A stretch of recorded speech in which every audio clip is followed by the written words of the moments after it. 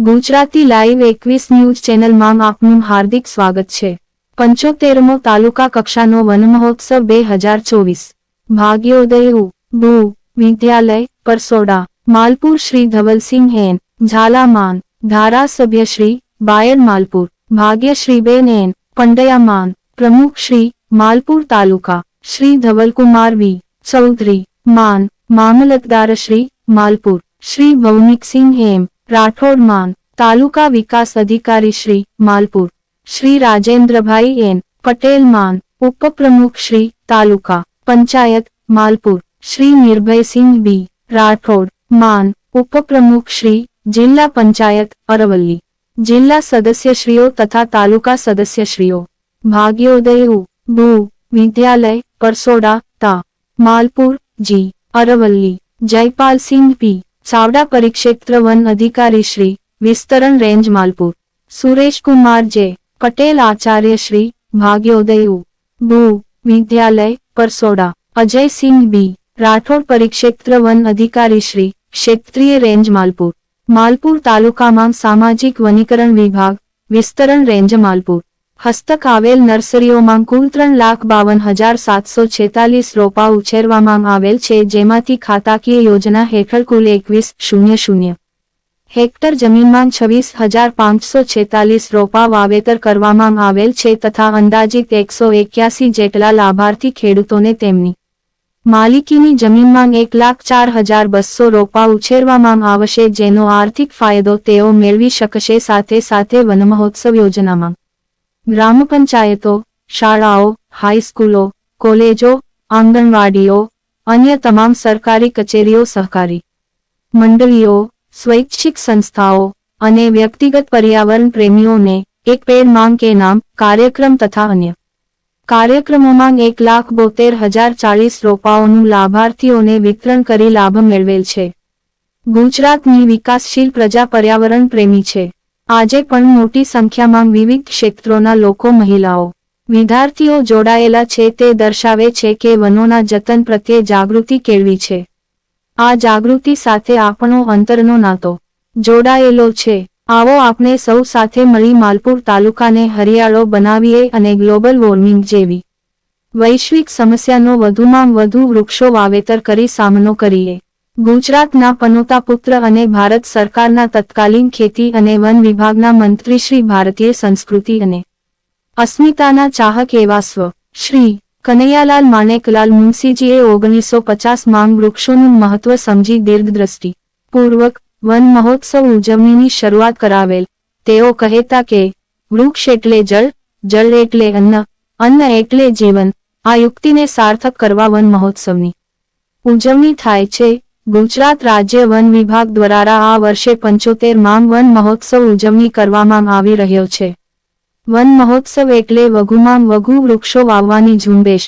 લોકો શૈક્ષણિક સંસ્થાઓ પંચાયતો સહકારી સંસ્થાઓ સ્વૈચ્છિક સંસ્થાઓ તમામ આ ઝુંબેશમાં જોડાય માલપુર તાલુકાને વધુમાં વધુ હરિયાળું બનાવે એ જ આજના વન મહોત્સવની સાર્થકતા છે।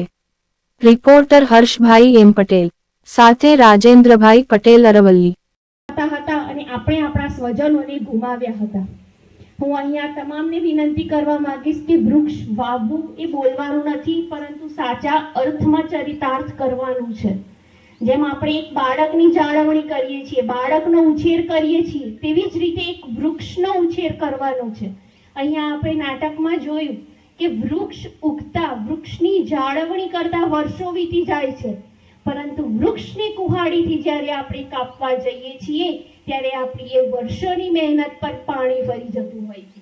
એક ખેડૂતને ખબર હોય કે જ્યારે તેના ખેતીનો પાક બગડે છે ત્યારે કેટલું નુકસાન જાય છે, તેવી જ રીતે જેણે વૃક્ષની જાળવણી કરી હોય, આપણા વડવાઓ કે જેમને ક્યારેય કોઈ બીમારી જ નથી થતી, એનું કારણ શું હતું? કુદરતી હવા, ફ્રેશ એર।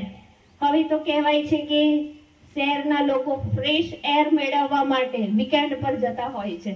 અરે પણ આ ફ્રેશ એર આપણા ગામમાં જ છે, આપણી આજુબાજુમાં જ છે। ફક્ત તફાવત એટલો છે કે આપણે એને શોધવાનો પ્રયત્ન નથી કરતા।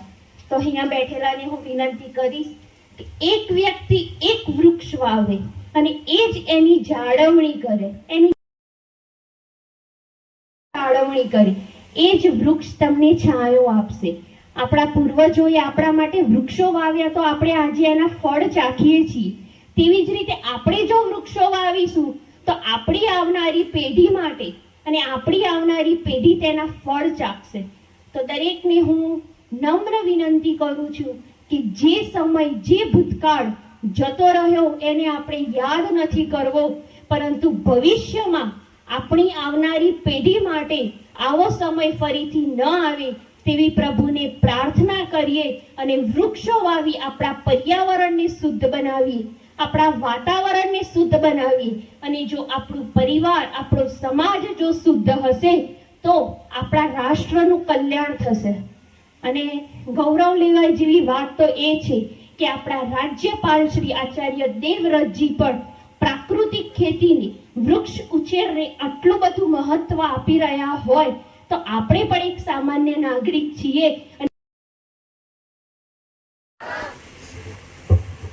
75માં વન મહોત્સવ અંતર્ગત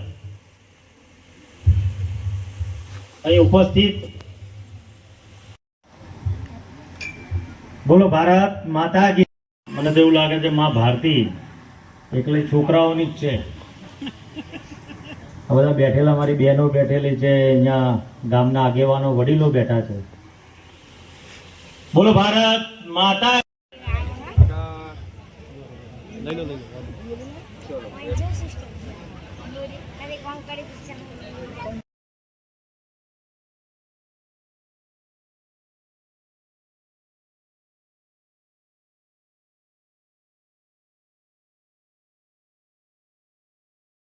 થોડુંક ઊંચું પકડો, ઝંડી વૃક્ષ જ દેખાય, પણ વૃક્ષ જ નહીં દેખાય.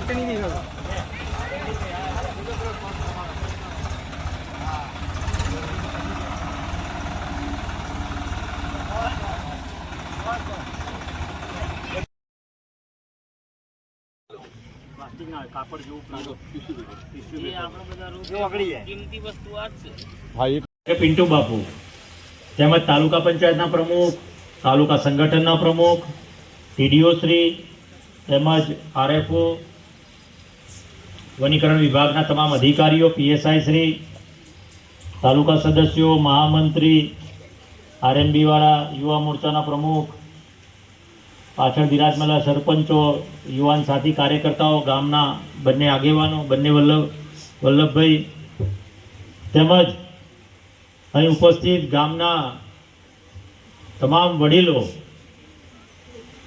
અને ભાગ્યોદય વિદ્યાલયના વિદ્યાર્થીઓ, સ્ટાફ, તેમજ અહીંયા મારે માતાઓ, બહેનો, થોડોક લેટ પડ્યો છું,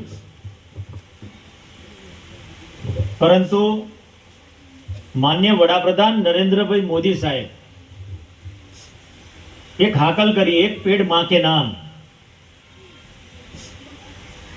વૃક્ષો તો આપણે પણ વાવતા હતા, પરંતુ આખા ગામમાંથી આપણે પૂછીએ કે ભાઈ આ વખતે ચોમાસાની અંદર કેટલા જણાએ ઝાડ વાયા, તો આપણે ગણ્યા ગાંઠ્યા, ગામની વસ્તી હોય 1000-1500ની, તો ક્યાંક આપણે એમ કહીએ કે 5 વાયા, 10 વાયા, 20 સુધી. એનાથી વધારે હું માનતો નથી કે કોઈ વૃક્ષો વાવતું હોય.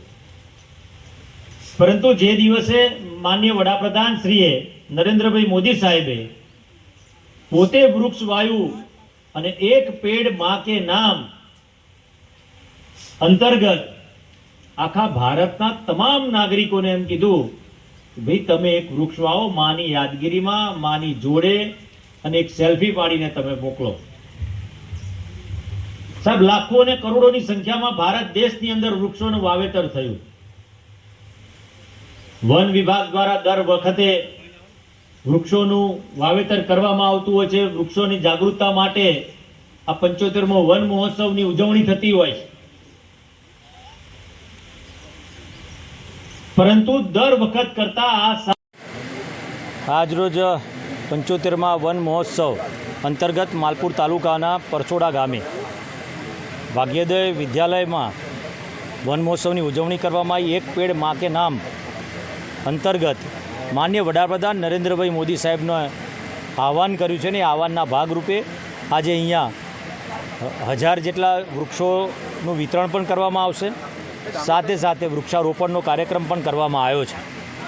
એક પેડ માં કે નામ અંતર્ગત આખા ગુજરાતમાં અને આખા ભારત દેશની અંદર લાખો ને કરોડોની સંખ્યામાં વૃક્ષોનું વાવેતર કરવાનું બેડું ઝડપ્યું છે માનનીય વડાપ્રધાનશ્રીએ, અને એની અંદર તમામ કાર્યકર્તાઓ, તાલુકા પંચાયતના પ્રમુખ હોય, જિલ્લા સદસ્યો શ્રીઓ હોય કે તાલુકા સદસ્યશ્રીઓ અને સંગઠનના તમામ હોદ્દેદારો આ કામ માટે લાગી ગયા છે, તેમજ અધિકારીશ્રીઓ પણ આ કામ માટે લાગી ગયા છે.